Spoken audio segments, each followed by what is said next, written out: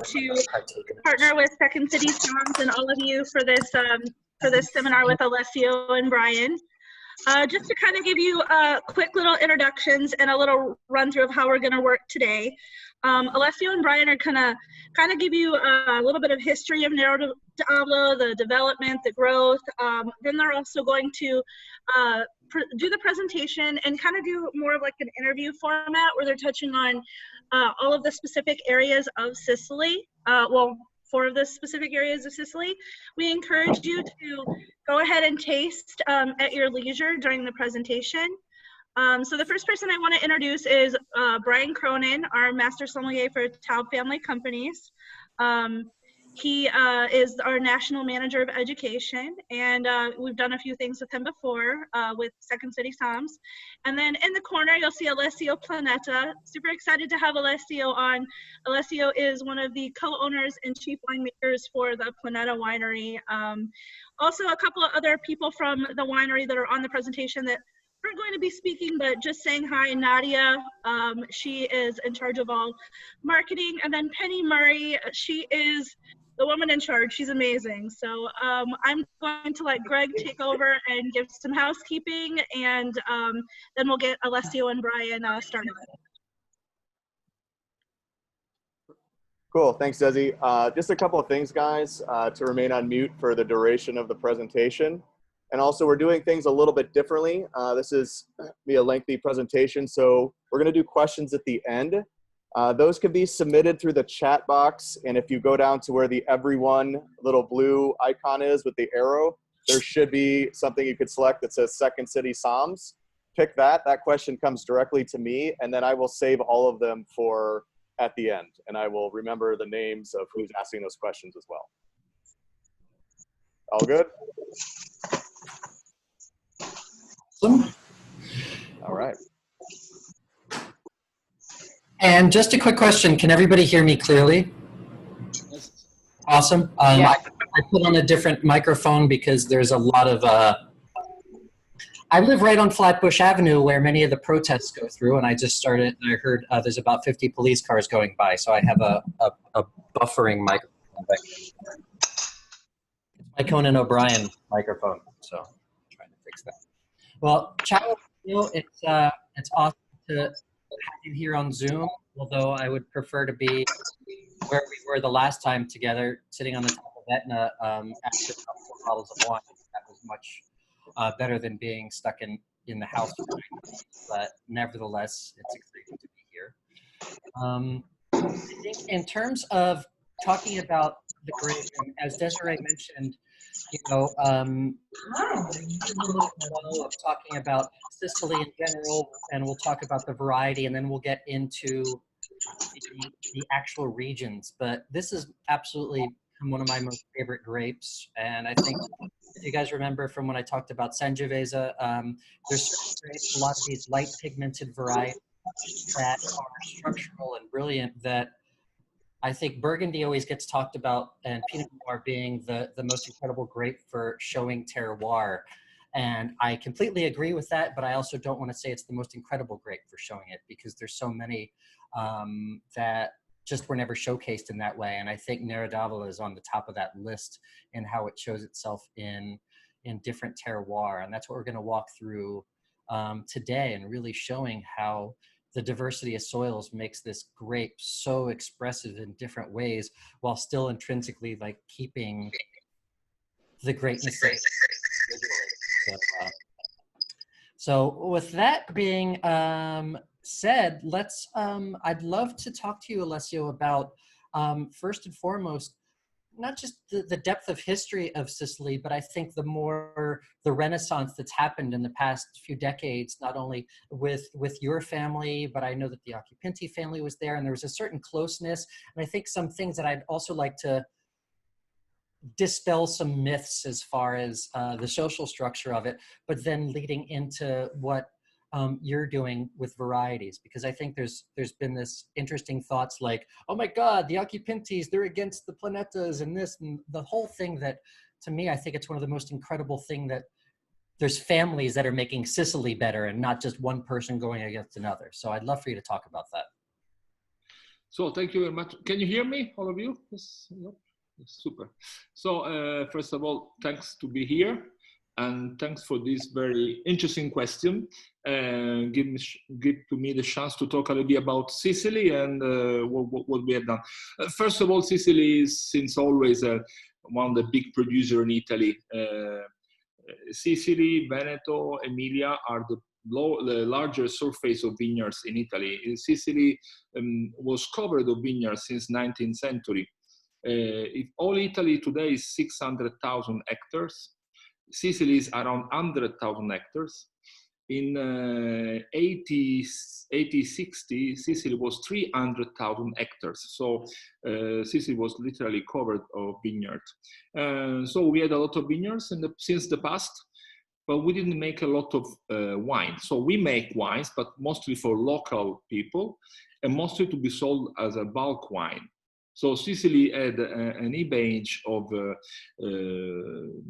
making bulk wines, but a great potential that was sleeping under the, the hush of a not easy country like Sicily is, because Sicily is far from the market. So to produce wine in Sicily 30, 40, 50 years ago was not easy, because then you have to have people that visit you, to people let know what was Sicily. But the potential of Sicily is there.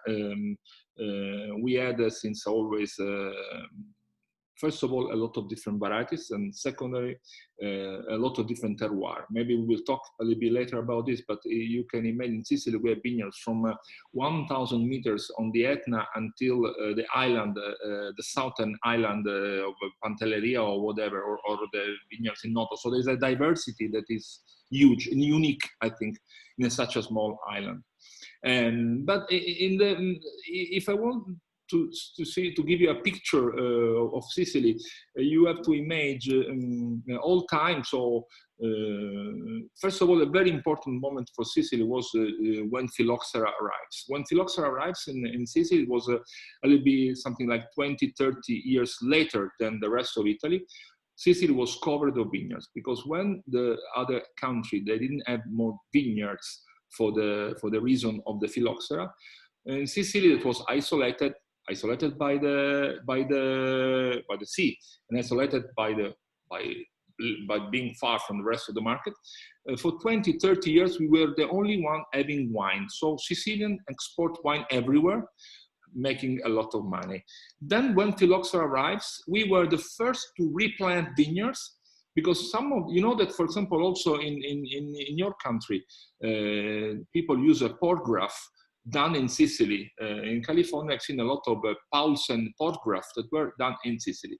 So, by the way, this was the old time.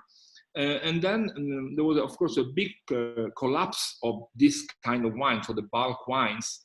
Italian people, until in 1910, before the First World War, Italians drink 120 liters of wine per capita every year, so a lot of wine. Then wine consumption go down, and in Sicily in the 50s, there were 60s, there were a lot of cooperatives. So the vineyards moved from the east to the west, and Sicilians start to produce mostly white wines. And this was a moment where my family, wine in my family is since many times. My family arrived in Sicily from Spain. Our surname, Planeta, is a little bit Spanish sounding. Many years ago. We were on the southwest of Sicily, based there. And my grandfather, Vito, born in 1893, was one of the founders of a cooperative in the 50s. My uncle Diego was president of this cooperative for 40 years, so from the late 60s until 15 years ago. And this cooperative called Satesoli became one of the bigger players in all Italy.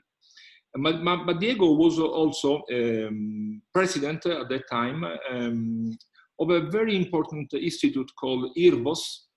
So that was not important before him, became important after his efforts to make this institute the place where Sicilians make research and promotion of Sicilian wine. So from And from the 90s, Sicily, from sleeping, a very famous Italian journalist called Luigi Veronelli, that was also a philosopher, used to say that Sicilians make silver wines with gold grapes. It was a very kind way that we make, with a great potential in viticulture, we make so-so wine. But since the middle of the 90s, there was a new generation of people that really rewrite story of Sicilian wine. And this was the time where my generation started to work. Diego is retired now, even if it's not easy to let him stay at home. But now, since now the middle of 80s, my generation, so my brother Santi, my cousin Francesca, other two cousins and myself, we invent Planeta, and it was a long journey from that day to today. If you want, I add also that Planeta was born in the southwest of Sicily, and where my family was based. So we were based in Memphis. We were based in the southwest of Sicily, in maybe one of the more clean and beautiful area of Sicily. And from Memphis, we start making wines. But in '97, we understood first in Sicily that there is not a Sicily, but there are many Sicilies. Because the terroir, variety, weather condition, culture of Sicily and a different corner are completely different. So we start to explore Sicily. That is really a continent, why we say the word explore. And we went first to Vittoria, then to Noto, then to Etna, and the last one was in Capo Milazzo. So in 5 different places in Sicily, completely different each other from the other one.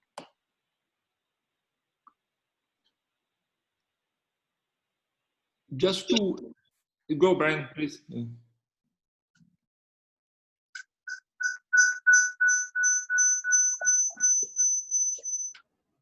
Somebody's ringing. With that and how it goes, thank you, and where we get to now, and the focus of really Nero d'Avola, I think let's talk about the variety itself and really the journey, domestication, how vitis vinifera spread, and then we'll finish up with just talking about this amazing grape and really go through the expressions that it has. Back to the complexity of Sicily, before going in this, just to describe Sicily as a terroir and make it a little bit simple. You have on the north of Sicily, you have all mountains. That is, you know, that in Italy we have on the center of Italy we have Apennini. So it's like the Apennini cross to east. To west, to going to make the northern part of Sicily. The southwest of Sicily are soils, mostly clay soils that came out from the sea. And then you have the southeast, where the soils are completely different. They are very calcareous or sandy. And then you have the big volcanic area, that is Etna and the island on the north. An enormous diversity in soil. Going to the story of Sicily, what is very interesting in Sicily and something that people can see when they visit Sicily is that an enormous diversity in the culture of Sicily. Sicily is located in the center, in the heart of Mediterranean area. In the antiquity, to dominate Sicily means to dominate the Mediterranean area. That was, you know, the scenario of the story of the west of the world. So this is why in Sicily we had many different civilizations. We had Phoenician, that were people coming from Lebanon, that is coast of Middle East. We have Greek, we had Byzantine, we have Romans, of course, Spanish, Austrian, German, British people. So, and this was a big, there was a lot of influence in our architecture, but also in our viticulture.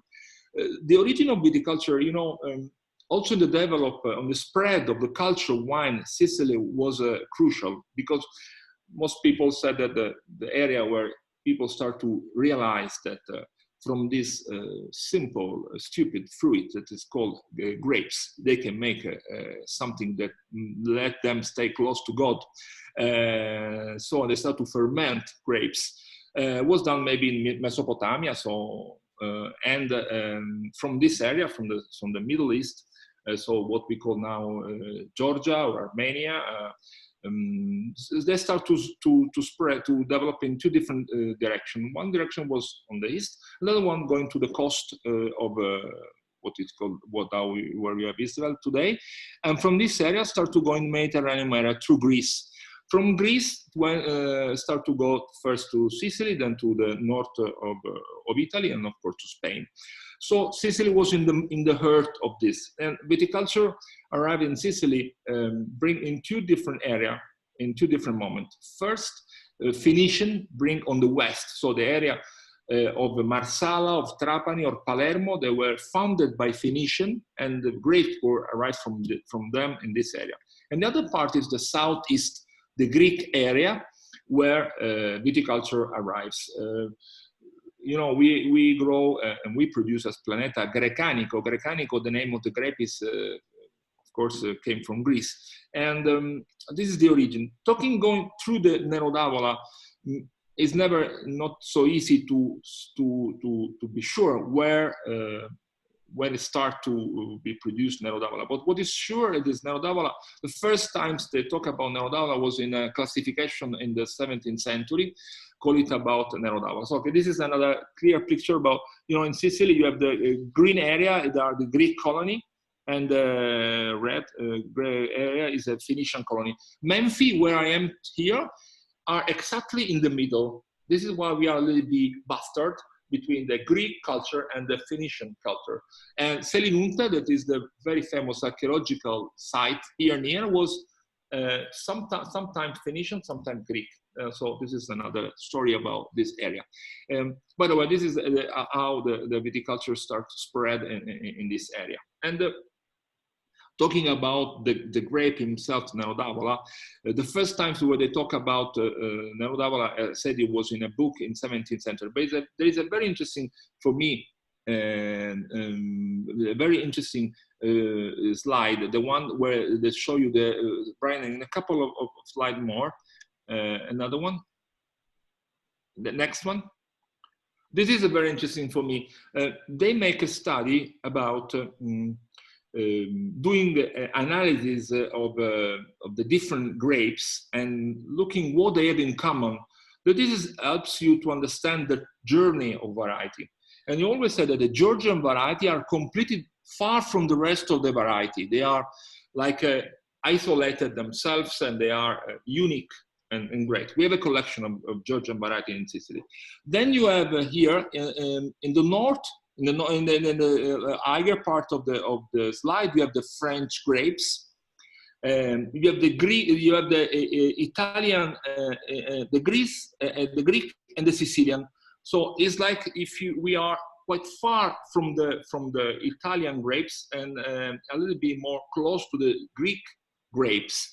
So this is the origin of our viticulture. Our viticulture is, of course, influenced by the Greek DNA material. And if I'll show you the next slide, here you can see, this is a very interesting, through the DNA analysis, they make a map of the relatives of each variety. And you see, first of all, that the father of most of the Italian, especially some area of Italian grapes, is Sangiovese, sangue di Giove, blood of Jupiter, and the Nero d'Avola is over there. Is related to some variety from Calabria. So Calabria, Sicily and Calabria were the Enotria, so land of wine, because they were the place where all the people stop and produce wine in the antiquity.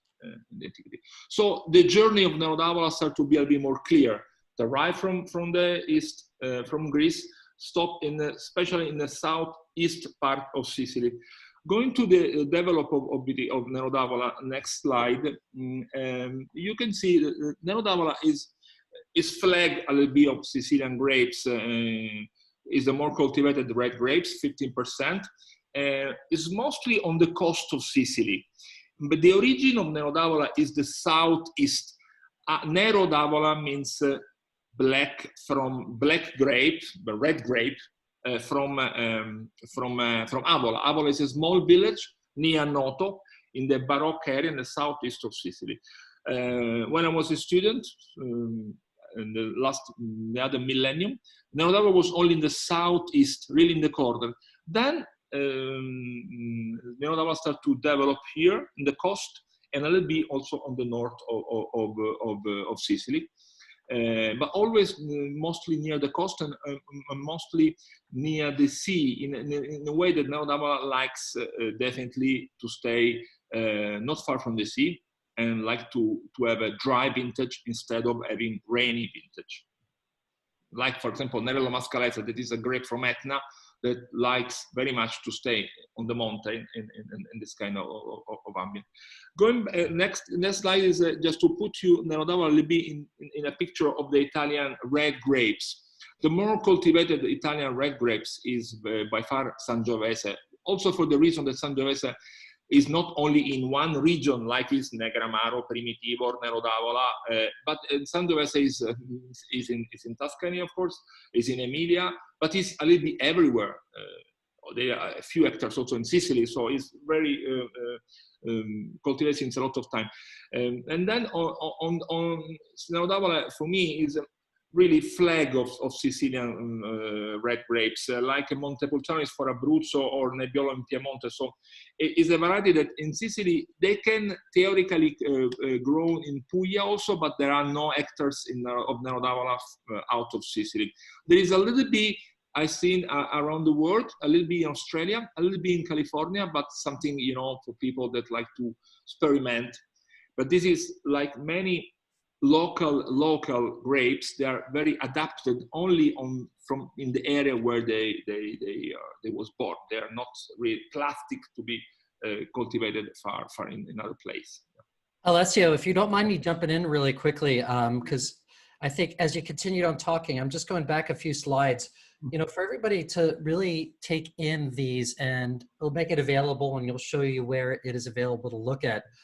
All these amazing varieties that we like right now, what we're talking about right now, things that have typically some lighter pigmented grape, more aromatic, textural, very savory varieties. They're all originating from around the same place and branching out. So everything that we're really loving today, when you look at these amazing, you know, Nero Mascalese on there, you have Catarato, even Zabibo, Grillo, Frappato, you know, all these that are around there, have such a close DNA character. So when you're looking at even from a blind tasting aspect, it's no wonder when you start talking about acidities and tannins and stuff, which we'll get into more, how you're like, oh my God, they're kind of around the same. And it's a perfect way of, this is a perfect map of showing you why, and then why you take the similarities and almost kind of forget about them and look at the differences just from a blind tasting perspective. And I think that's what we'll get into even more so. So thanks. Yeah, this is magic, because for me, say you something very important. So one of the really treasure of Italian viticulture, and honestly Southern viticulture, is the biodiversity of this area. You know, in Sicily, we have we like to say that we have three varieties that are regional, so they grow mostly in all Sicily, like Catarato, Insoli, and Nero d'Avola. There are some local grapes that grows only in specific area. For example, Nerello Cappuccio is only on the Etna. Frappato is only in Vittoria area. And we are on 20 here. Then we have more than 50 ancient grapes that are something very, very interesting. So many years ago, a group of people, including us, start to explore Sicily, looking in the vineyard, asking to the old people if they have other grapes, you know, the secret grapes that you have only a few plants for yourself, that are not common name. We take these grapes, so we take the stalks to graft it. We make DNA analysis to be sure that they were not synonymous of other grapes. And then we reproduce this grape. We take almost 50 other grapes, ancient grapes. So the diversity of southern viticulture is unique. And the reason is because we were isolated. We make wine from ourselves, not for the market. So this is why people, didn't like to change variety. There are some, in the wine world, there are two reasons to change variety. First reason is market. Or when I say three reasons. First is market. For example, people like Prosecco, you plant Prosecco. Or the other reason is appellation. So an appellation obliges you to grow these grapes and not grow the other grapes. And the third reason is for yourself. This kind of people, you cannot convince an old Sicilian person to change variety easily, because he makes this wine since generation, and the head is quite hard, as you know. And of course, there are the French grapes that were crucial in the Renaissance of Sicily. Brian, I don't know if you want I go through this for a few seconds. But talking about the French grapes in Sicily, it's interesting. But Planeta is, maybe still today our most well-known wine is our Chardonnay Planeta, that was for 4 times in the first time of the Wine Spectator, and was still very important for us. I think it's important because people like it because it's a good Chardonnay. But the story at the beginning of this wine was when we started to go around the world in the 90s. Was too early to catch attention of people with a Nocera or with some old grapes or with some old terroirs. And we find a style in our Chardonnay that became still the same style that we used since the beginning. That was a big success. Today, French grapes in Sicily are 10-12% of total surface. They are not growing. They are not decreasing. I think that they are. In some area works very well, like in Tuscany. In Tuscany, there are some area like Bolgheri where you make the best with French grapes, and some area where you only play music of Sangiovese. So there are any room have a different sound, as you know. I think if I could, when it comes to those, I'm glad you're calling them French grapes. And we have a tendency, I think, in the sommelier world, and a lot of times even in the retail world and stuff, people always talk about these international varieties. Like sometimes they'll just plant them just because you can. And I think it almost gives it a bad connotation. But to your point, when you look at a place like Tuscany, they've known that, Merlot, Cabernet, and Cabernet Franc and Syrah have grown well for longer than we have in the United States. So you can't, to call it international, it was more Italian than it is French. If you look at Sicily and what you have growing there, people look in Friuli and you have like amazing Merlot, but we're not calling it international. They're just saying what it is. So I think it's getting to like the French varieties because they do have, as long as they have unique expressions, and if you're trying to make it an international style, that takes away from the terroir. I think that's one thing, but not to digress too much, but when you look at, a winery like you guys have, even when we get into Memphis and you have great Cabernet growing there, you have great Syrah that's growing there, that it's very expressive specifically of terroirs, and they are French varietals planted in Sicily. And I think instead of it just being this international, we're all going to wear the same thing, like it's a clothing fad or something like that, I think there's different ways in how they're approached. I totally agree with you. And some of the local grapes, autochthon grapes from Sicily, for example, you cannot plant everywhere. You can't plant, for example, a Nero d'Avola in a fertile soil because it's not interesting. These varieties are really connected to some soils and not to every soils. There are more adaptations. I don't know if is a word, is an English word, or I invent this word, but maybe you understand what I would like to say. French grapes are move themselves a bit more than the local grapes since always.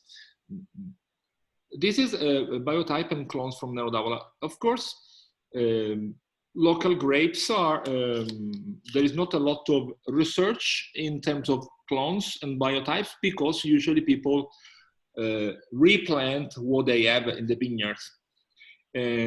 But Sicilians start to explore. You see there is a diversity in the shape of the grapes in Nero d'Avola that is huge. Generally speaking, I will say in the next slide, Nero d'Avola is a medium large bunch. Of course, you know, local people, Sicilian people are, you know, of course, Sicily have a story of to be pure, not rich for sure. So local people start to select variety that produce well. First of all, because living in Sicily, you don't have usually during the harvest you don't have rain, so you can ripe good also variety with good production. And second, because people want to have more wine for selling more grapes, selling more wine, drinking more wine. So the local people select variety like Nero d'Avola that has medium large production. So I remember in the 80s when we planted the first plants of Chardonnay in Sicily or Cabernet Sauvignon, and the local people start to visit our vineyards. They take off the Sicilian hat and say, well, are you crazy that you are planting these grapes with such a small bunches, with such a low production, comparing to the local grapes that are more productive? That, yes, you know, the story is a little bit different, but Nero d'Avola is quite generous, of course. Not too much, but medium generous. And there is a normal variability in the variety. So it's not like when you see, I don't know, a Cabernet Sauvignon, all the grapes are the same. They seem to be painted.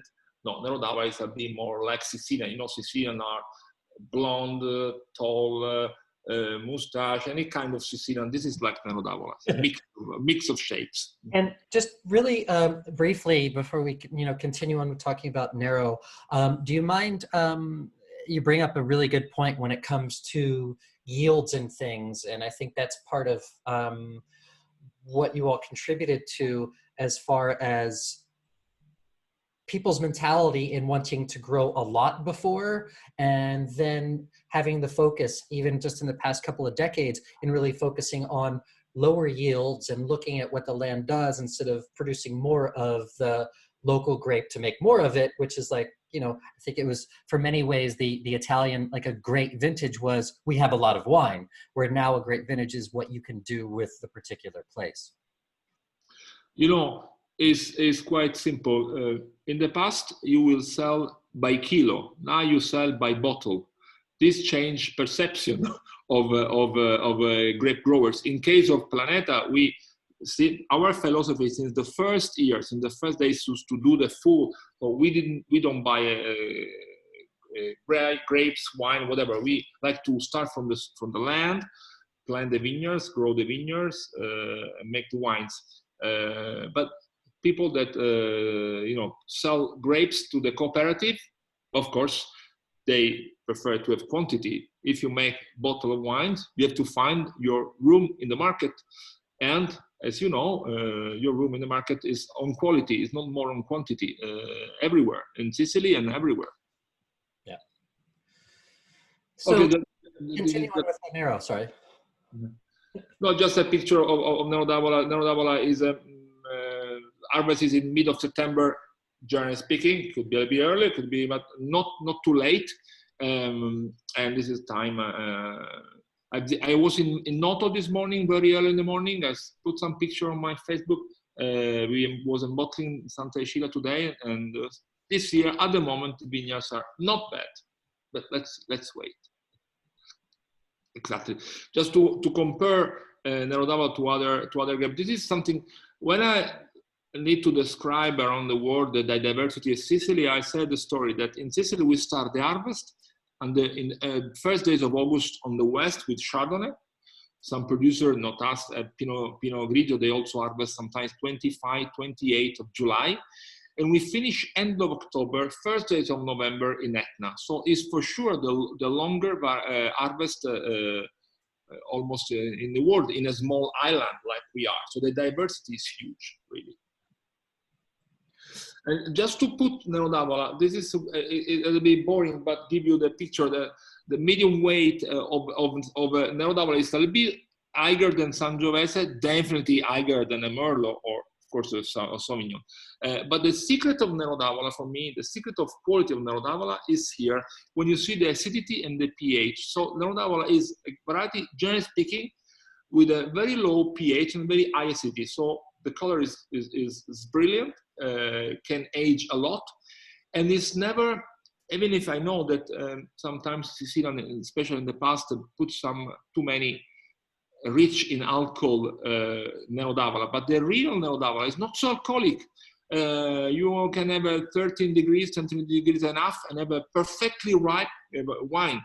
That for me is very important because you don't have too much, it's not too heavy. Sorry. And to your point, Alessio, this is the part that I say I get most excited about, but what I really love about Nero d'Avola is the textural aspect of this grape, and that's so much driven by the acidity and the pH. And as we talk about these 4 regions that we get into, it's the subtle variations in those, I think, that makes the soil stand out in each place. That, to me, with so many of these areas, it's not just even the flavor profile, it's the textural profile that will change from when we go from Menfi to Vittoria to Noto and then Capo Malazzo. It's such a textural difference. You still recognize some of the same fruit, but texturally, and you'll see when we talk about the soils, how that gets influenced so much. You may not be able to, if you look at it from a certain perspective, I know people say, you don't get soil actually in the wine or things like that, but really, as we know, the soil is what becomes the biggest variant. You might have the natural acidity and pH of the grape itself, but the biggest variant is how the soil affects those things and how you can recognize the terroir, how you can feel the terroir, I think, more than you can actually taste the terroir. And that's like really exciting. So this was the idea of this testing, that same variety, same winemaker, even if we are a team, but we are all under the same team, but different terroir. And you will see in the this is a picture that seems to be crazy, but it's not crazy. It's interesting to compare in some way. This is this cake. You have inside a kind of anthocyane, so the substance that give you the color of the grapes. And you see that Nero d'Avola are similar. Is something that is a little bit in the middle between Sangiovese and Syrah, very different from Nerello Mascalese. You see the color, doesn't interesting the name of the different components of anthocyane, but they are something much more in the middle between Sangiovese and Syrah than completely different from Nerello Mascalese. And this is also due to the relatives. The Nerello Mascalese, Nero d'Avola is closer to Sangiovese than to Nerello Mascalese. Then there was a story that let us fight with French people 20 years ago, because Giacomo Takis used to say that Syrah could come from Syracuse because there were some sign in some coin from Syracuse, the city, the city that was very important and powerful in the antiquity. But of course, French immediately confirmed that Syrah is a cross between 2 varieties from the north of between French and Swiss, and so it's not related. But for example, when you see the plant, vineyards of a Syrah vineyard from Nero d'Avola, there are something in common in the shape of the vineyards, in the wine in some way, but not too much, not too much. But awesome. For sure, closer than Nero d'Avola than Frappato.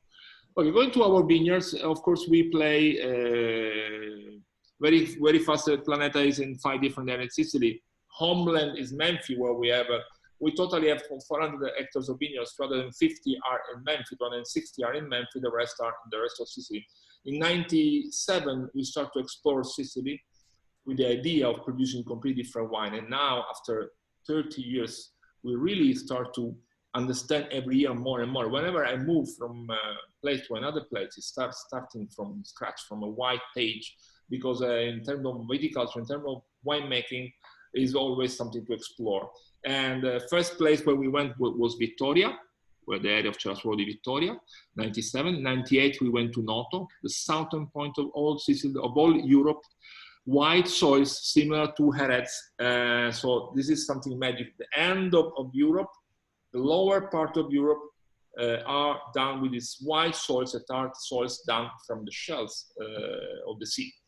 And then Etna, of course, not a place for Nero d'Avola for sure. And the last is Capomilato. This is one of the most spectacular vineyards we have in Sicily. And this is what I tried to say you before. The diversity of Sicily is huge. Look, for example, rainfall. If you compare the northeast of Sicily and the southeast of Sicily, the distance is, I don't know, less than 100 miles. And you have 3 times more rain on the north and on the south. This is due to the diversity in weather condition. The bad weather came from the northwest. And there is a fight between the North Africa high pressure and bad weather coming from the northeast on the Atlantic Sea, sent by you in our country. And usually the weather stopped by the Etna mountains and by the other mountains in Sicily. So you have rain on the north, no rain in the south. Orography, you have a lot of mountains in Sicily. People have an idea of Sicily you know, people that never been in Sicily think that Sicily is dry, hot, like a desert. But Sicily is green as crazy. It's a garden. And some areas are dry, honestly, but some other are very tropical. Not tropical, area of Memphis, where we was born. That is an idea of the typical southwest viticulture. Soils are mixed of calcareous and clay. This is the area where we grow both. Here, the area where we play with French grapes and local grapes.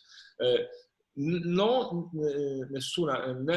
one local grapes was born in Memphis. Memphis, as I said, is the land where it was a cross of different variety, but no one is from Memphis.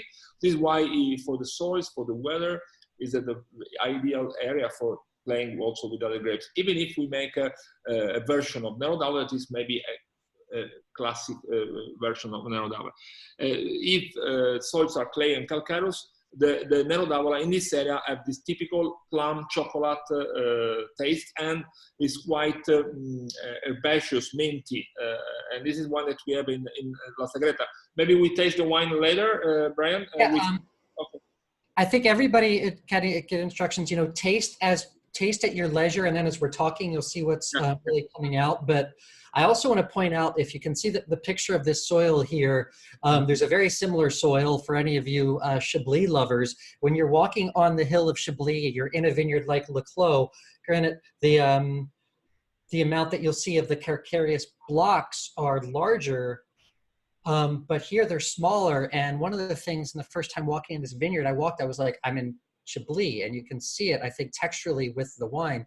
You get richness, you get that plum, you get the chocolate, but the vein of nerviness coming from it, and that's where you get, if you're going to even compare Nero d'Avola and Chardonnay from a textural standpoint, though, from the soil, you can get this roundness, but you can also have it lean and minerally at the same time. And as we go through the southern portion down to the southeast of Sicily, you'll see that it's going to be different variants, as Alessio mentioned, of that calcareous soil. And here you might have something younger that's harder rocks and bigger rocks within the clay. And then as we move towards the southeast, you'll see it become more powdery and then also mixed with other types of soil, whether it be ferrous or something like that. So it's really amazing. And we look at this expression first when you're tasting the La Sagreta.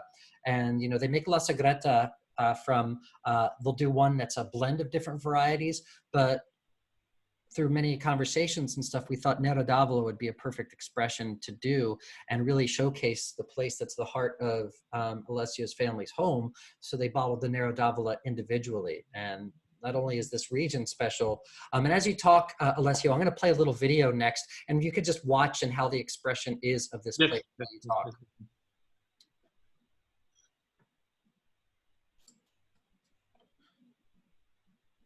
this is when it works. I hope it will work exactly. This is a, a view of the area of Memphis. I said you is a this for me is a landscape that is today like this, but maybe was like this also 2,000 years ago. So it's classic hills surrounded by some mountains, a small forest, viticulture, olive trees, wheat. So really the purest and cleanest agriculture you can imagine. This is our oldest house and property called Ulmo. This is our house, is our property since 16th century. Okay, this is Garcanico. Today we play on Nero, but this is Garcanico. The area of Memphis, for me, but for many reasons. First of all, because it's my house, is where I was born, it's homeland for us, but also it's a great where really the potential in wine is huge. And the vineyards are from, our land are from 50 meters on the sea level until 400 meters on sea level. And is quite important in viticulture in Sicily because this area was the lab of Sicily. So this is the area where the viticulture, you know, honestly, my family we were the first that start to, you know, wake up Sicilian, going around the world with a Sicilian bottle of wine, talking a story about Sicily, about us and the big potential. And so and Memphis is the place where all this energy spread somewhere. You know. And as you guys, I think that little amphitheater that goes down to the lake, and then going out to the other side, which the lake itself has a really amazing story behind it. And I think in terms of not only the soil, if you looked at in the video, you could see all the leaves moving constantly. There's different areas of wind that also come through from different directions because the proximity to the ocean and then proximity to other valleys and how it converges. So lots of different microclimates, literally walking on one road and then down a little hill, you feel temperature differences, you feel wind differences, but looking at how that soil was all being contributing factors. But can you tell us about the lake, Alessio, because that kind of blew my mind, seeing as how you have something that can affect the terroir that, or maybe added to the terroir, changed it. You're muted, Alessio. Thank you. For people like you that lived in an area of the States full of lakes, a lake could be something that you see every day. But for Sicily, a lake is something special. There are not so many lakes, and it's beautiful because especially in summertime, you see all around you this kind of typical Sicilian landscape in summertime. So the wheat is yellow, and the lake is so give you a sensation of freshness of energy. It's very important for the microclimate that gives to the vineyards of the Ulmo, and was a lake down in the 50s, stopping a river, and was in our property, not all the lake, but most of the lake. It's called Lago Arancio, and the reason is because at the sunset you have a color of orange that is lovely. It's surrounded by vineyards, and it's really a special place. Especially you understand how it's different in summertime and all the rest is I can say dry, and the lake is like wow. Something like an oasis in the desert, you know, a little bit, something like this. So, and the house is our oldest house. This is a kind of house where 45 houses that were typical of Sicily because Sicily was not super safe in the past, and when people in the night like to stay there. Some picture of the area that as you can see, this is really a landscape completely clean by, there are no village, there are no buildings, there are no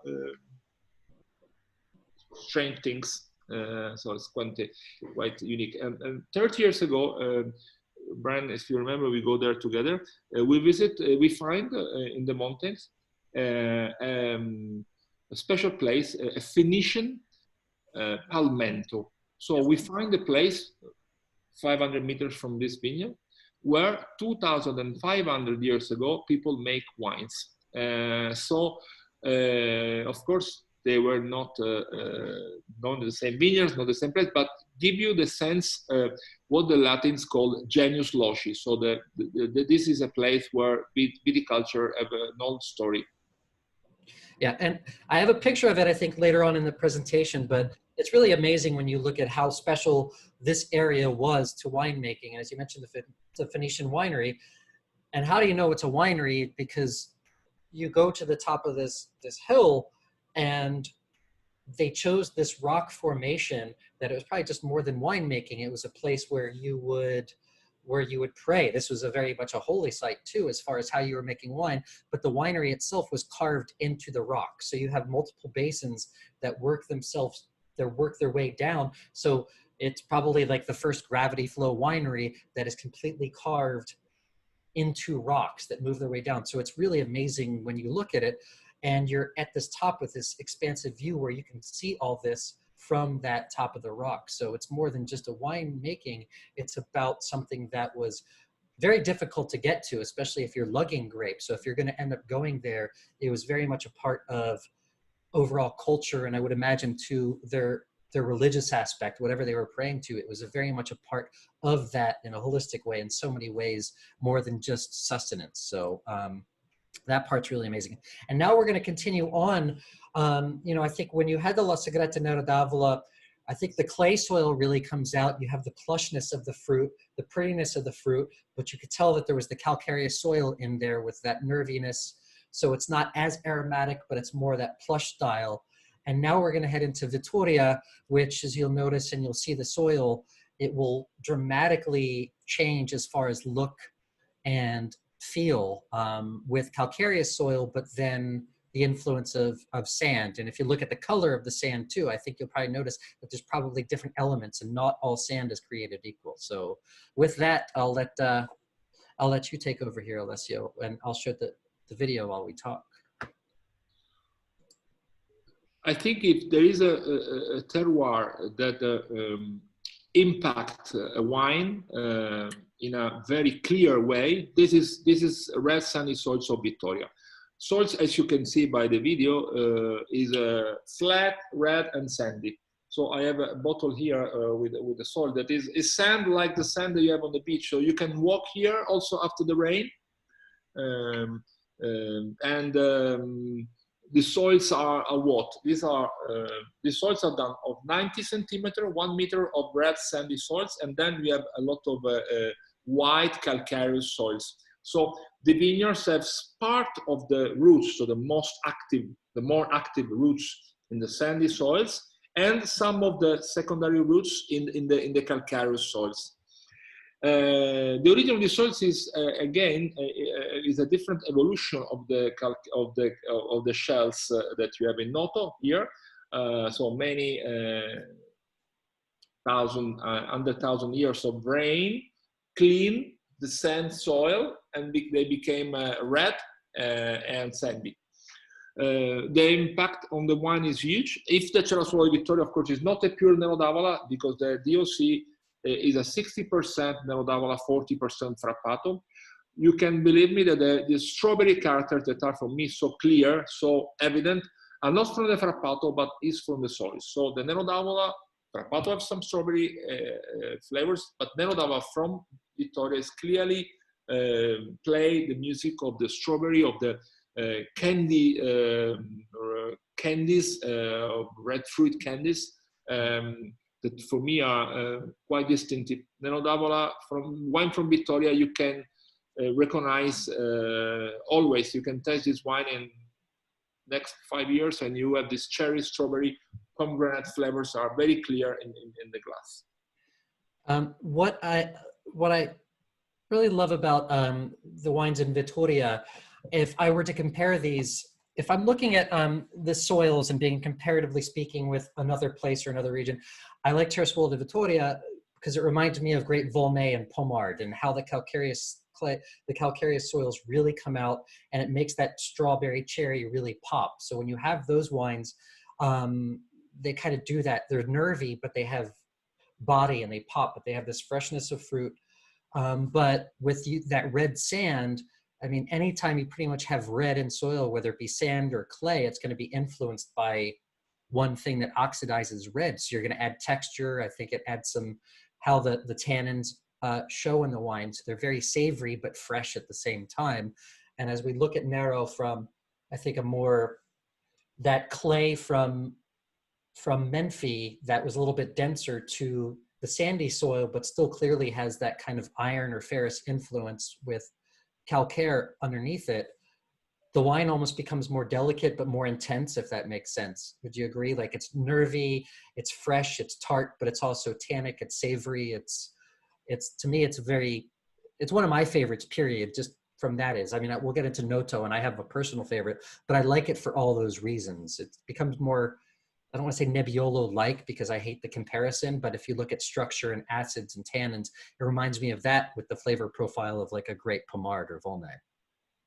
Yeah, I'm in love with Cerasuolo. Honestly, when I finished my study, I went to work for one vintage in Burgundy, and the second and third vintage was in Vittoria area.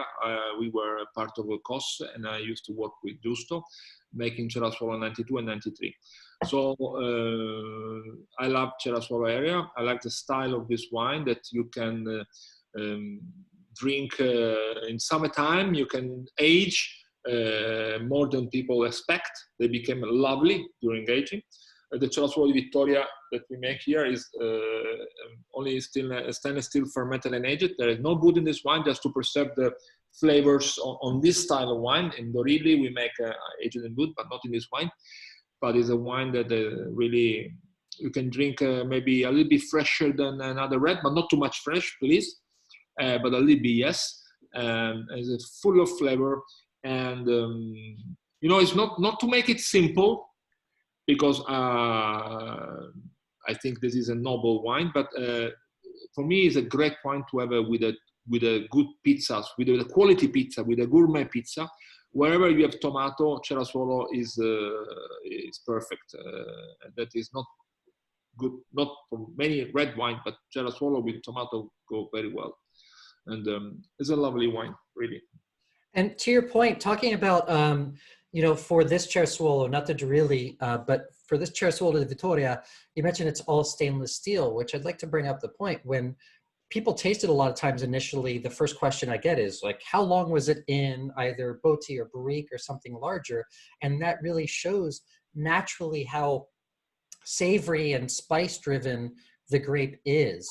And you don't always have to have wood on something to have it. I think a lot of times wood will mask the spice of a grape like this. It'll mask the delicateness of something that has a textural element, like it's already been aged in wood, but instead the stainless steel like accentuates it that much more. And I think if you put a wine like this in wood, it would dumb it down. It still might be tasty, but I think it would dumb down a lot of those really pretty high tone things that really stick out.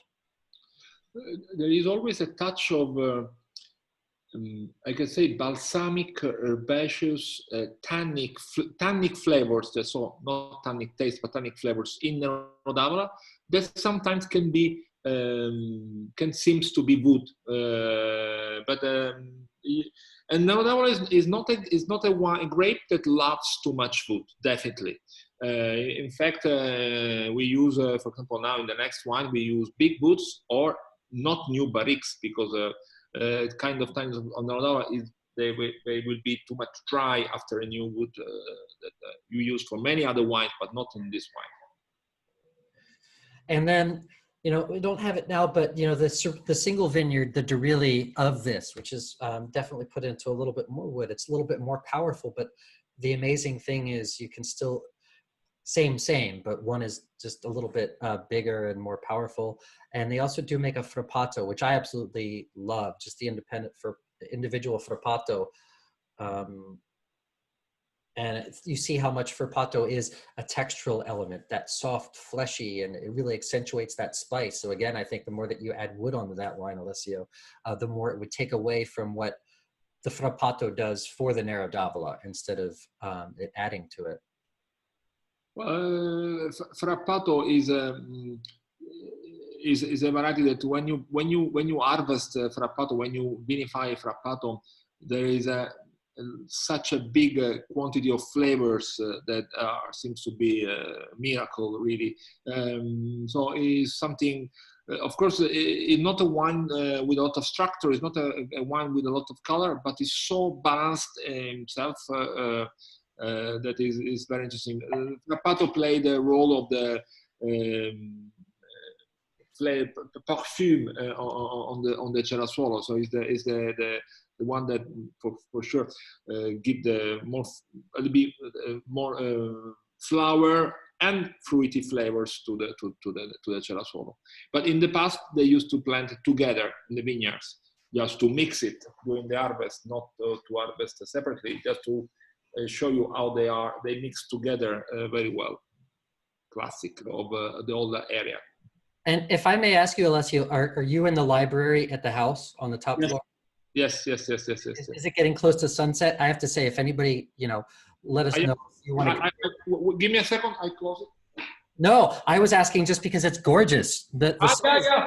Yes. The sun is great. It wasn't looking bad, but I was telling everybody, like, I wish I was there because if you looked when we were showing the video at Menfi, there was a long bridge that went across, and this house is facing that bridge. And when it's sunset, it's one of the most spectacular views you could ever see. And it's simple, but it's spectacular. And you just see this gorgeous arched bridge going across Menfi that is like, so I highly recommend going there if you can. So let's hit Noto, and I think a place that, one of the oldest areas for also growing. Yes, Noto. Here we are in the southeast of Sicily, so the southern point of all Sicily. If you look a map of Mediterranean area, you will see something that no one's know, but north of Africa is, just to understand, Sicily, Noto is southern than Tunisia, the city. So, because this is a place where Africa go here and Sicily go here. So this is the southern point of all Europe. Soils here are white. I said you before, so the color of the soils here is really super calcareous, the higher quantity of calcareous that you can imagine, on the limit of surviving of the vineyards. You cannot plant any kind of variety here. This is a typical low vigor variety. This is a place where, when you stay in a place like this, you don't lose energy. So you grow slowly, you ripe slowly, you produce not too much. This is all. This is to live.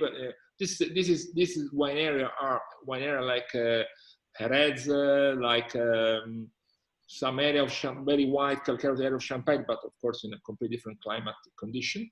And is an area with low quantity of rain. But even if you have the lower quantity of rain of all Sicily, it's very green in terms of trees, in terms of big trees. The reason is that this kind of calcareous soils, even if you have not too much rain, they can keep any single drop of water and give back to the roots, to the plant. And having this very low vigor, they can really work very well. Against you, after what I said, you image a very high alcohol wine. This is not what is Nero from this area. We have 13.5, could be 14 sometimes, but the ripeness arrives slowly. Here is the area where we make our most important Nero d'Avola, this Santa Cecilia, DOC Noto, that, I take the wrong bottles, that is exactly the area where the Nero d'Avola was born. So Nero d'Avola was only in this area in the past. You can see here really the extreme low vigor area.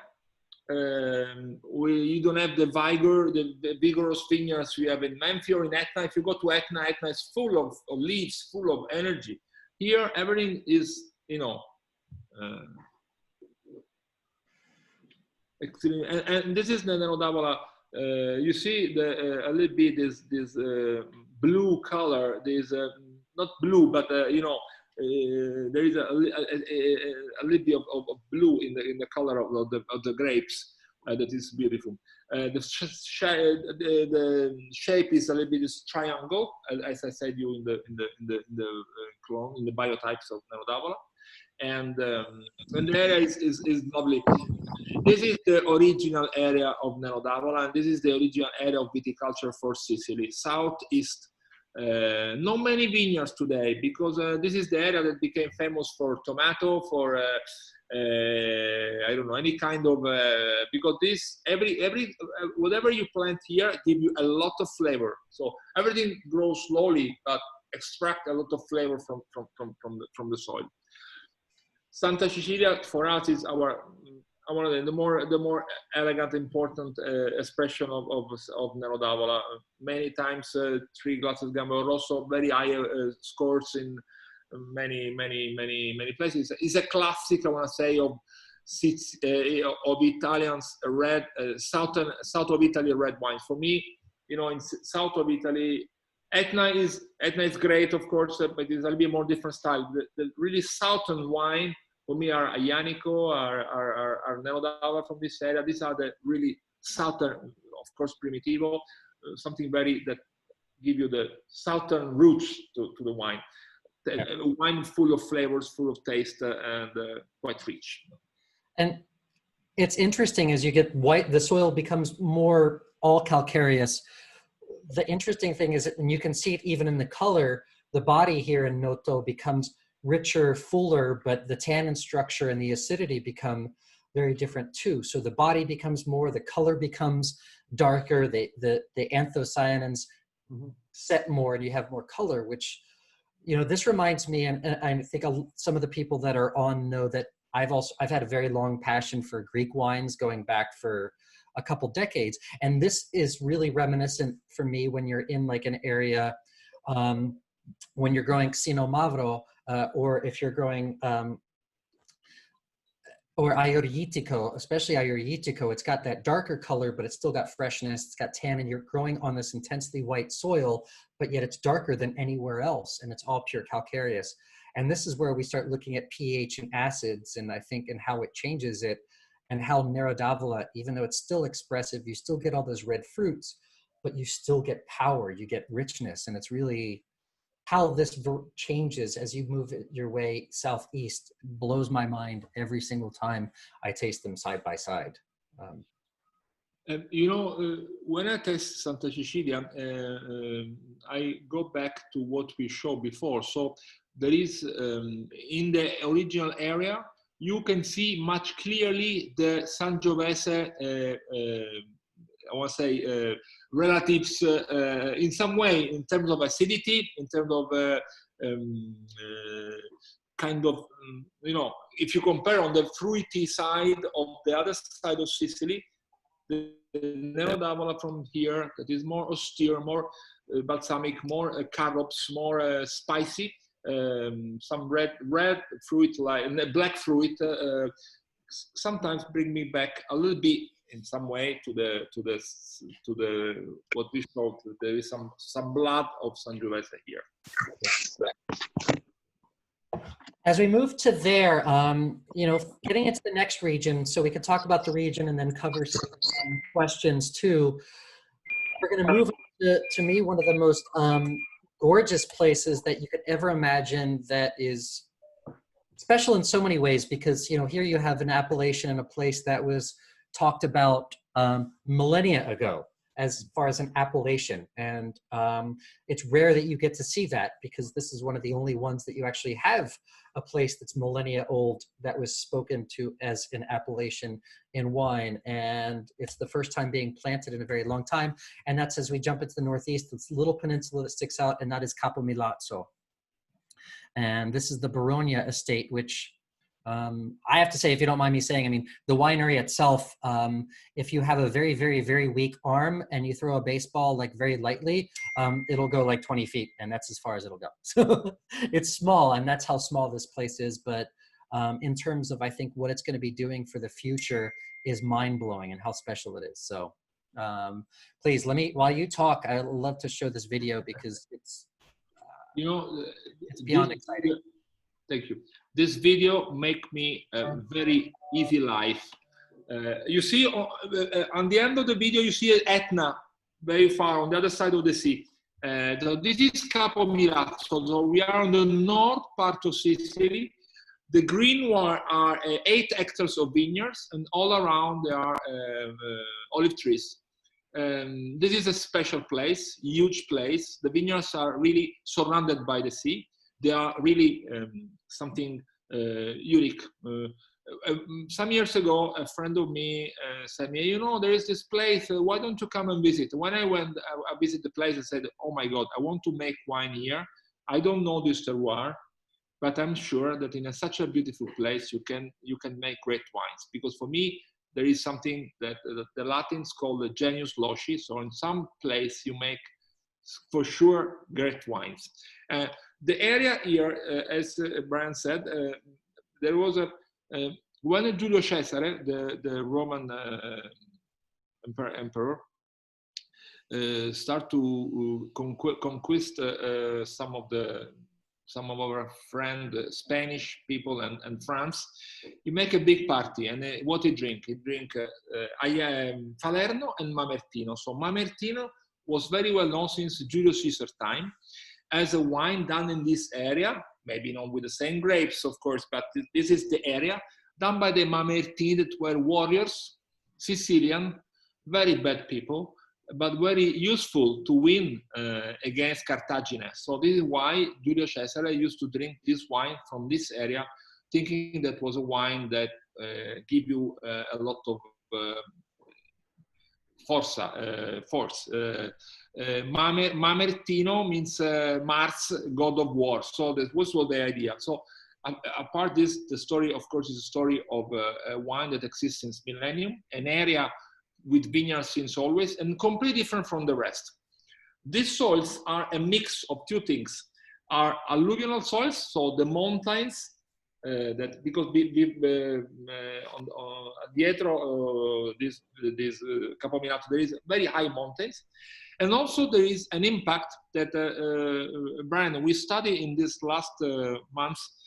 I find an old book in the library with the story that Capo Milazzo is a volcanic soils. In which sense? In sense that you remember the soils there is, you can see here, is quite soft and sandy, but it's black.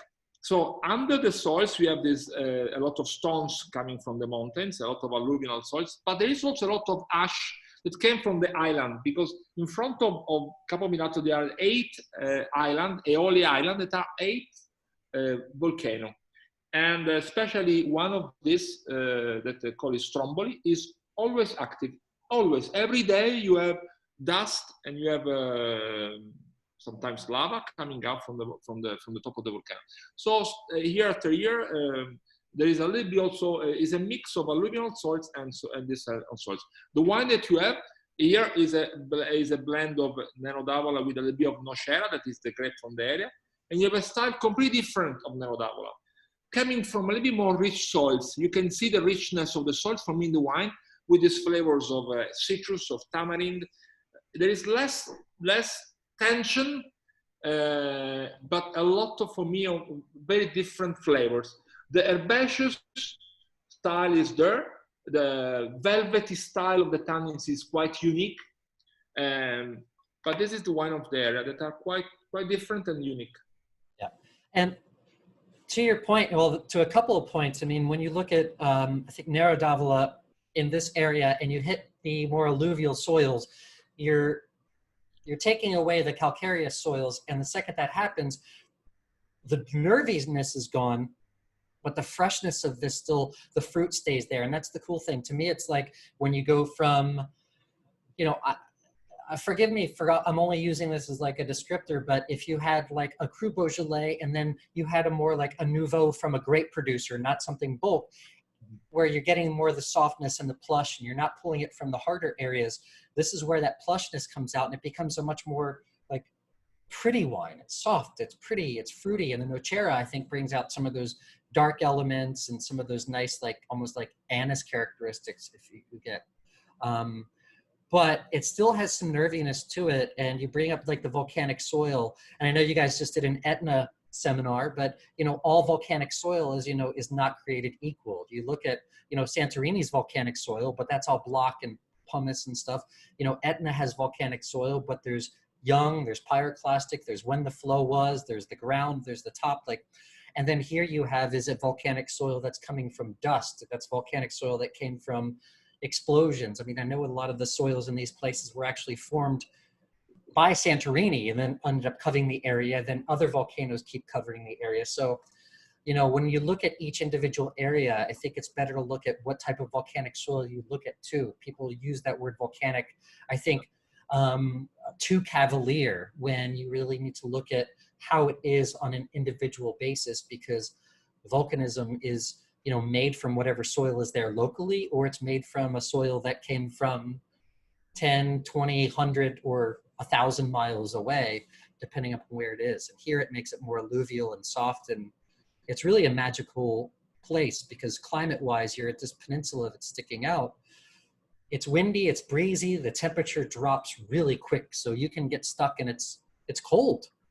It's cold at night, but then you get this beautiful sunshine during the day, so you get this dichotomy of, or this juxtaposing characteristic of ripeness, but then freshness and pretty. Like that wine is what I want to sit out on the beach with. Even like Mamertino, it's a rich red, but I want to sit on the beach and like drink a bottle of red wine while I'm just sitting there and doing nothing with a little chill. It makes it like absolutely more stunning than it already is. You know, for me, Mamertino is the last, the younger son, because the last project we are there since 2011. Yes, 2011. So 10 years, time fly. But it's really something that every year. Okay, I say something on the chat that is exactly what I agree. It's garrigue. That is we call it flora mediterranea. So the smell that I have when I walk in my house, that, you know, I live on the sea on the other side of Sicily, and this is the flavors that you have that exactly I have on the wine. And so the wine from the northeast of Sicily give you very clear the diversity of Sicily for me, because this is a place that could be much, if you put the nose in this wine, I think you bring on the south of France or again in the Middle East area. So this is something quite diverse. But we went there just to hand product of Planeta. So with Mamertino, we give you also a clear picture of Planeta. Have this philosophy of making boutique winery and boutique wines. Here you have 8 hectares, a winery that is big like your office, but the idea is to be focused and to say story of Sicily, from Nero, Memphis, with a little bit of a different story, of course, than Noto, Vittoria, Etna, and Capomilazzo. And we proudly went to the Mamertino area.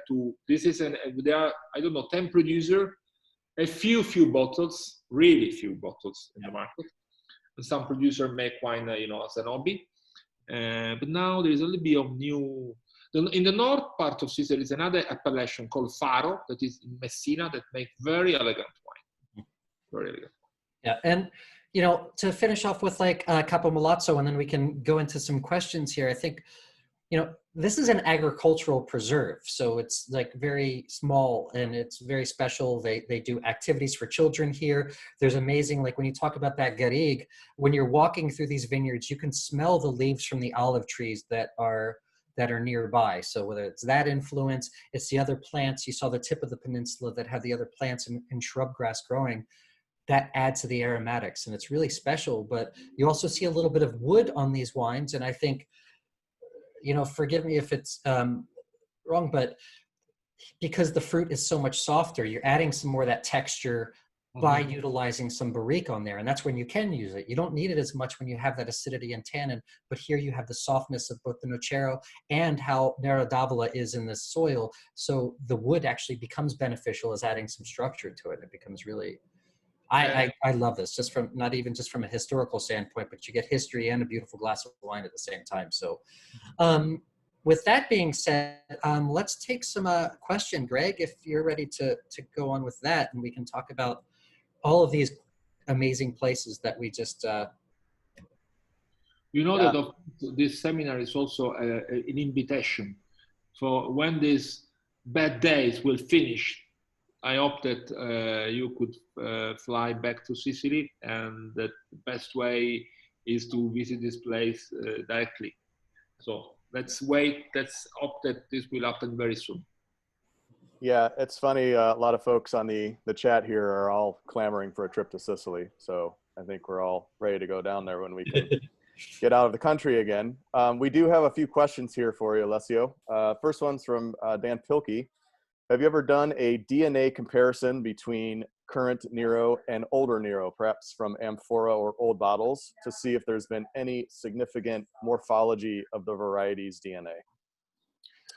You know, I like very much this kind of studies. There is a story that people should know, that during the medieval, Middle Age, in Europe, there was like glaciazione, ice age, you say ice age, something like this.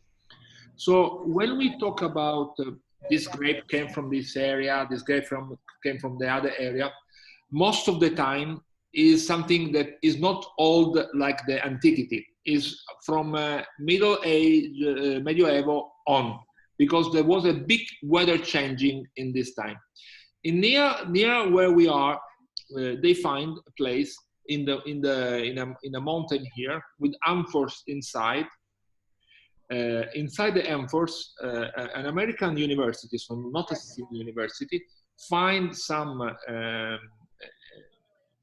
sediment that are 5,000 years old, that completely rewrite story of viticulture, thinking that there were viticulture here at that time. So in the much earlier time.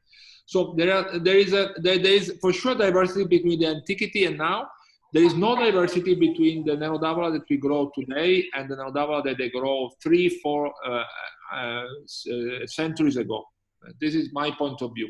But no, there is not a relationship between with the very, very old variety. I brought this Cool. bowl from home and I said, And also, we have a question from Ellen Fox. Why do you choose to use screw cap instead of cork for the La Segreta? Well, you know, as Planeta, we were, especially at the beginning, because when we start, we were the young, crazy people from Sicily. Now we are classic, but when we start, we are classic. So we use screw cap since 20 years. We were the first in Sicily for sure, one of the first in Italy. I think for some wine, for many white wines, for sure is great. For red wine, like this style of Nero d'Avola or La Segreta, you know, it's perfect technically, especially if you, as a winemaker, prepare the wine, if it's a red wine for the screw cap. So you preserve him. Maybe you do a little bit some aeration, and then the wine is much better for me. Or not much better. Is they are a little bit frozen by the screw cap, but in the right way, in some style of wine. Interesting. that's what I put my Cool. And another question from Dan here is, there's so many soil series on the island. What types of rootstock trails have you done with red varieties, and what have you learned from using those rootstock varieties to make your vineyards healthy? You said rootstock, so pot grass. Correct. Yeah, rootstock. Well, you know, Sicily is, not many people knows, but Sicily is the place where in the end of 19th century, there were two persons. One was called Paulsen, one was called Ruggeri, that in Sicily realized most of the paragraph that today people use all around the world in the southern hemisphere, in the southern climate.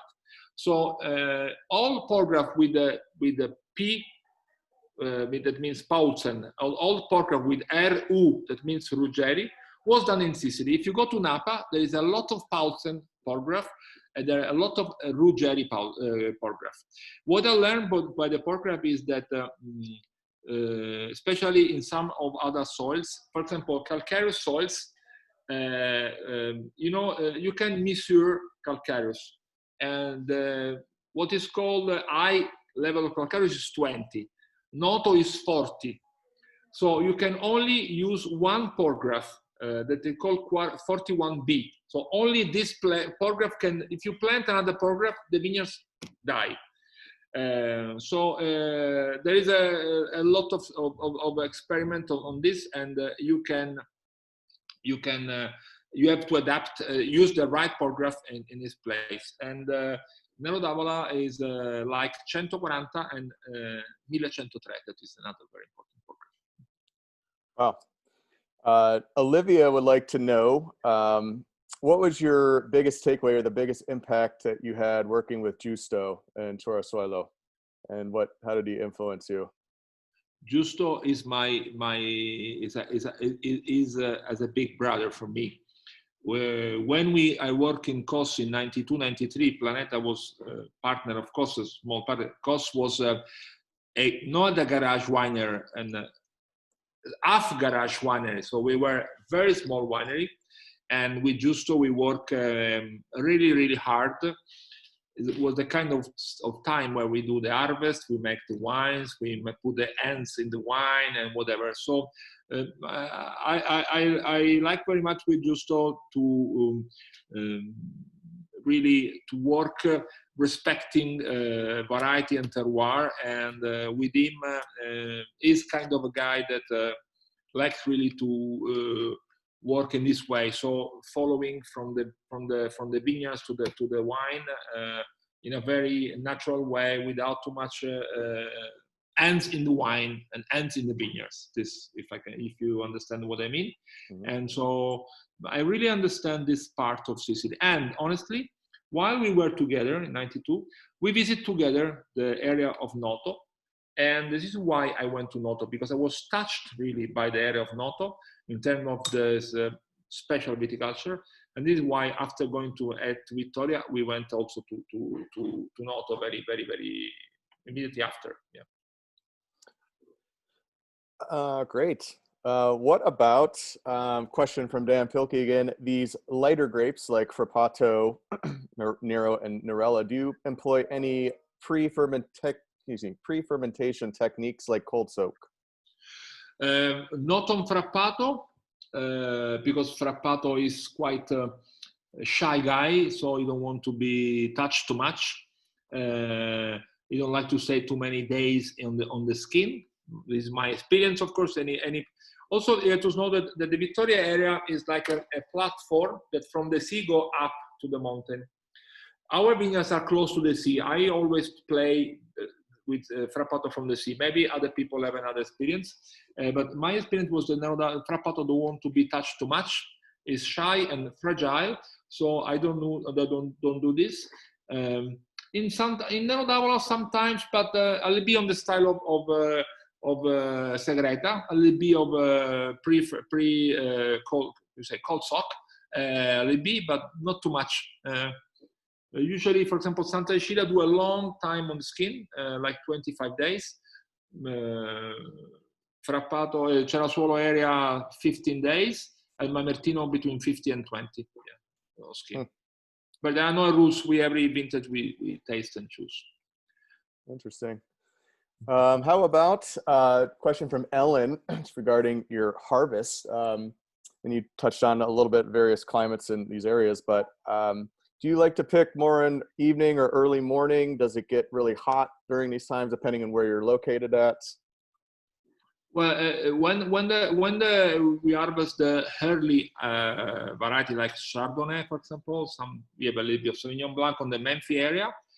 We stop to harvest at like 1 o'clock hour. So we start like 6 o'clock, 5 o'clock, and we finish at 1 to avoid the beginning of afternoon when it could be a little bit too warm. but I don't harvest in the night because I think that people in the night have to sleep, not to work. Stay with the family, with the wife, or with the family, and also not easy in the middle of the country. We have most of our vineyards are on the mountains, so we avoid the odd hours for sure. But this is what we do. And but then when you go to Vittoria, to Etna, of course, on Etna you have the opposite problem. It's too cold sometimes when you harvest, so you can have. So because we harvest in October, Victoria we harvest on the 15. You know, this kind of soils, red sandy soils, they don't keep temperature in the night. So usually in the morning it's cold. It's much. Sometimes the temperature is lower than in the night. Is lower than where you have black soils, where you keep the temperature much more. Where you have clay soils, with the sand soil, sandy soils are full of empty space, so you cannot keep the. So no, it's not. We avoid the hot day hours, but not stressed by this. Yeah. Gotcha. If I could just jump in Yep. real quick without you talk about at nighttime, you know, your people should be sleeping and not working and stuff at night. I'd like to just throw in that as far as an amazing, if we talk about sustainability when it comes to people, for those that don't know, they have an amazing plantation of olive trees, and they keep their employees around year round. So when they go from grapes, then in the other time they go to working olive harvest, olive oil production and things, which I find is really amazing, and it's rare. It's something that they expanded even more so to accommodate the employees. So you grow another business through a sustainable practice, like utilizing making olive oil and olive products and stuff. And to me, that's just, I want to say that, like, that was one of the most amazing things that I always enjoyed seeing there, on top of the wines, but it's what you do for the people of Sicily with that. I totally agree with you. There was a lot of talk in these days during the, of course, COVID time, because in some area where also in Italy, where they use a lot of employers from other countries, they cannot go in and out from Italy, from Sicily, from Italy, sorry. So they didn't have people for work in the vineyard. And they make some interview to Planeta, say, what, we have problem in the vineyard? So no, we don't have problem, because we have same people that these days, we didn't stop working during COVID, because of course we cannot stop pruning or working in the vineyards.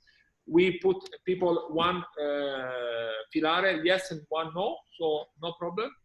But with the people that work here a whole year long, that is very important to make really quality, because to do something like pruning is not easy, especially in olives and in vineyards. You have to do the right job. Yeah, awesome. We have 3 more questions if you're up for it, Alessio. Yeah. Okay. So I'm going to combine one here. This is from Olivia and Dan Michaud here. So I know this is centered on Nero, but they had questions about Nero. And Nero, sorry. And what kind of grape is it? Is it grown anywhere else in the world, and why you choose to blend it with Nero? Well, to give you an idea, in all the world, there is, I think, 15 hectares of Nocera. That's all. There is only Nocera in the area of Mamertino and in the area of Faro. So there is no Nocera everywhere. And also in this area, there is a few hectares, because the northeast area of Sicily had a long history in viticulture, but there are not many vineyards today. There are only a few vineyards, because people make something different, because they are mountains, they are not easy. But Nocera is only here. And this is good for us, bad for the wine world, because it's a great grape. Elegant, unique, diverse, with a great potential that year after year we really understand. There is in 2 appellations, Faro, that is Nerello Mascalese with Nocera, and Mamertino, that is Nocera with Nero d'Avola. So only this area. And Messina is a place, no one knows where is Messina, but Messina in the antiquity was the place, was the channel. Everyone had to cross Messina when they go from east to west, because it was much safe before going and not going the south of Sicily. And so it was like the Suez Channel, also the Panama Channel was the place where every people stop, have to pay to Sicilian and go on. And so it was a place of a lot of say deal, a lot of agriculture, fishermen, and whatever. Now is of course is another time, but Messina was heard of this part. Was a very powerful city that was destroyed in 1908, so 100 years ago. There was an earthquake in Messina where 8 people on 10 died. The city was completely cancelled by an earthquake because Messina is in the middle between Italy and Sicily, so it will be in a fail like California, whatever, but it'll be smaller. Cool. It's fascinating. Gary Russell has a question just regarding the estate. How many different bottlings do you produce, and what is your total production? We have 400 hectares of vineyards, and we produce 2 million bottles of wine, 2 million and 100 bottles of wine. So is comparing to the surface is for sure not too much, but we have 5 wineries. With every winery is complete. So we have the vineyards, the winery, the bottling machine, everything. So it's like Planeta is not a big company. We are a family company, but done by 5 boutique winery. Of course, Milazzo is for sure boutique winery, 8 hectares. Memphis is larger one with 150 hectares. So, but the idea is that still today, I'm in Memphis. This morning I was in Noto. Yesterday I was in Etna and in Vittoria. So we still make it as a artisanal way, of course, but in a bigger proportion. So we like to take care about every process, every moment of the winemaking, from planting the vineyards until I'm bottling the wine and selling. And I think that's important to know that, you know, when you're in Memphis and San Luca di Sicilia, you have like where La Sagretta is made, which is Nero d'Avola, the red, the white, the rosé and stuff. And that's definitely the everyday wine and things. But once you start to move into Vittoria, Noto, Capo Milazzo, and Etna, the wineries they're minuscule comparatively speaking. So what would you say the percentage of wine production in Memphis is total, like which includes La Sagretta and stuff? Because I think it gives a good... Say 70%, something like this. So when you look at, yeah, it's important to know that because they're producing this wine really as the hey, let's pop the cork or screw the cap off and like we could just drink all day. And then the other wines are really just the boutique is not even the word for it. It's smaller than most of what you'll see as far as a boutique, even Russian River producer, I think. In each place, we have a resident winemaker, and I coordinate all of them. And so this is our philosophy. So every winery have their own people, and I every day fight with them to, you know, I like that they have to show their personality in the place, and I like to let them show the expression of terroir. And of course, I coordinate all of them for not let them too many mistakes, but some mistakes that are what we need to grow. And how many wines in total? Because I know there's some tiny little vineyards, little parcels that get bottled and stuff. How many wines? 20. This should be for my export boss, Penny Murray, but it's 28 labels, Penny. 29, Alessio. 29, yeah, 29. 29. So 29. I've done the blend of all of them. I've done some. I like to still today. I put my hands physically in every winery during the harvest. I start on Memphis and I start to go around like a DJ. Busy man. Sir Mixel. We got one more here for you. Todd would like to know, what type of oak do you use for Santa Cecilia and Mamertino? You may have touched on it a little bit, but. Mamertino are 25 hectoliters wood, so grandi botti da 25, done by Garbellotto with French grapes from Allier. and they are not new. So I use for always. So they are from 2015. So they are 4 or 5 years old. So idea is good is not to be shown in the wine, but to make the wine age a little bit. Santa Cecilia is barriques, but not new. Second, 3 and 4, 2, second, third, and okay, 2, 3, and 4 years old. So the one that I use for the first year for Chardonnay, then I use for Santa Cecilia, or sometimes I use for some other red. I use for Santa Cecilia in second, 3, and 4 years old. The idea is to take off the strongest woody characters of the wine and then using for Santa Cecilia. Awesome. Well, looks like we had a couple more that came in, if you're up for it here. We had a question from Gary about, can you speak to the different shapes of the bottles? Why is that? Yeah, you know, in the last years, I start to choose bottles not by the shape, but by the weight, because I think it's very important to start to use lighter bottles because you know, we talk about a lot of things, but the thing that impact more is, and you see when you do a party at home, at the end of the day, the quantity of glass there is quite impressive. And so the weight is important. In my idea, a little bit, because I have a French, I say, training system, you know, when a wine in my mind have not a model that is not the right word, but an inspiration from an area, I like to follow the shape of Bordeaux bottles, or we call it in Italian Bordolese or Borgognotta, that is the shape of the bottles. So sometimes we like to follow this in some way. But the lighter are, every year we are going using a little bit lighter bottles because I think this is important. The only one that is still a classic is our Chardonnay, because our Chardonnay have a special bottle that is a little bit like the signature of the wine, that is something that is a classic you don't want to change after 25 years. You know. Got it. So last one here is kind of a wish list question here. You seem like you have a lot going on, but would you ever consider partnering with another winery for an international project?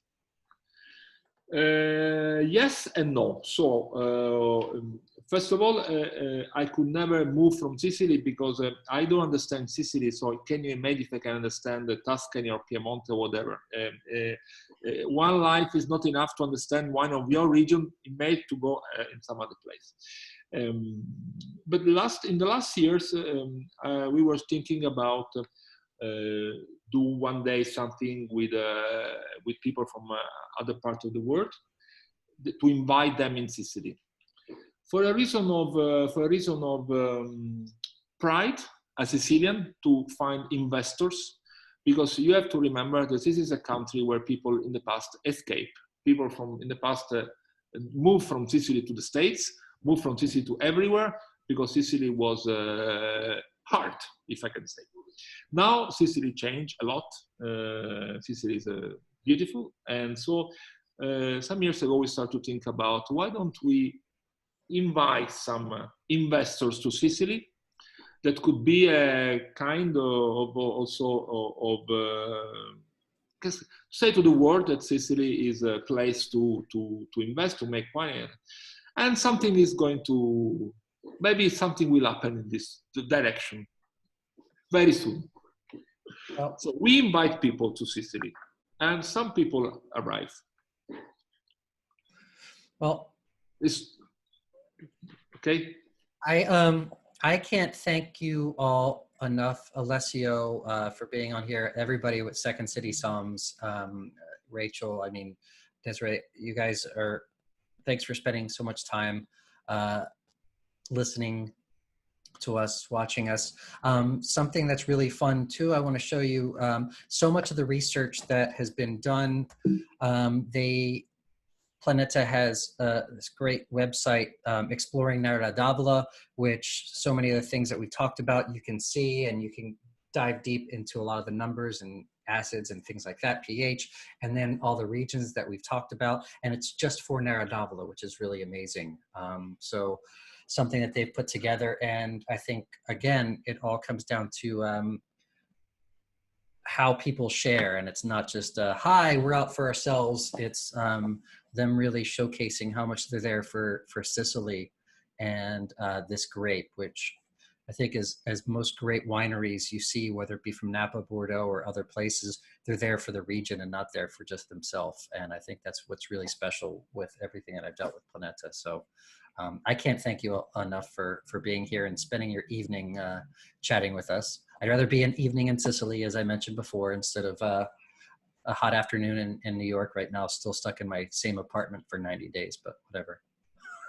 No, but Brian, I'm going to chime in for 1 second. I just wanted to say, if anyone has any other questions that come up, feel free to send them to me. I know you guys all have my contact info, and we can get those to Alessio and get any additional questions answered. But thank you guys so much for taking so much time with us today. We really do appreciate it. And Alessio, thank you so much for jumping on. thank you very much. Thank you. Thank you, Penny and Nadia too, and Kristen. And you guys are awesome. Thank you. Grazie. Ciao. Grazie, Bye-bye. Brian, grazie a tutti. Ciao, ciao, grazie Alessio. Grazie. Salute. Ciao.